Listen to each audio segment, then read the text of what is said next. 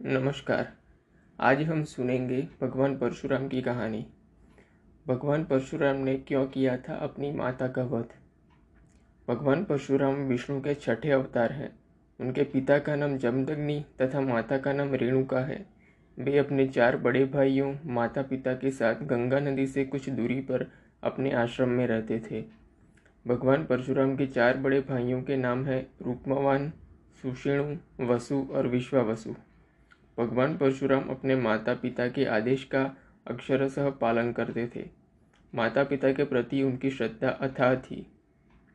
एक दिन की बात है, माता रेणुका हवन पूजन के लिए गंगा तट पर जल लाने गई थी। जल लेकर लौटते समय उनका ध्यान जल विहार करते राजा चित्ररथ एवं अप्सराओं पर पड़ा।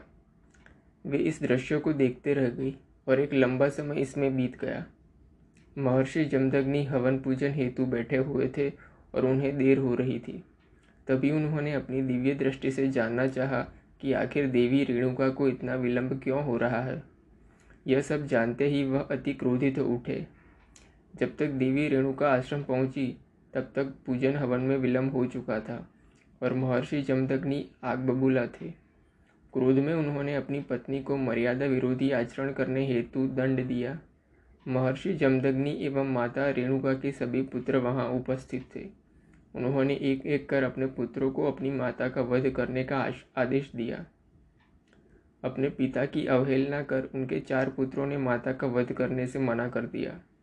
पिता की आज्ञा विमुख होने के कारण महर्षि जमदग्नि में अपने 4 पुत्रों को विचार शून्य होने का श्राप दे दिया। यह सब भगवान परशुराम देख रहे थे। तभी महर्षि जमदग्नि ने अपने सबसे छोटे पुत्र भगवान परशुराम से माता का वध करने को कहा।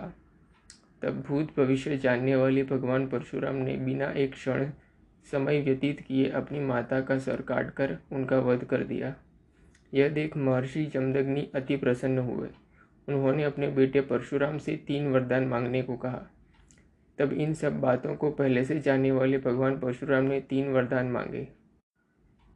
पहला, माता रेणुका पुनर्जीवित हों और उनके 4 भाई स्वस्थ हो जाएं।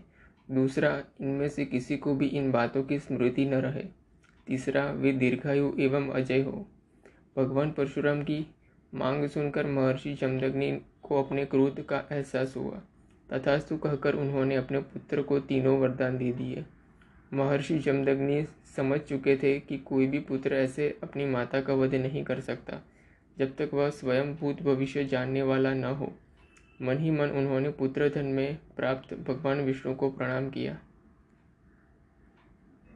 कैसी लगी आपको ये कहानी? कमेंट्स में ज़रूर बताइए।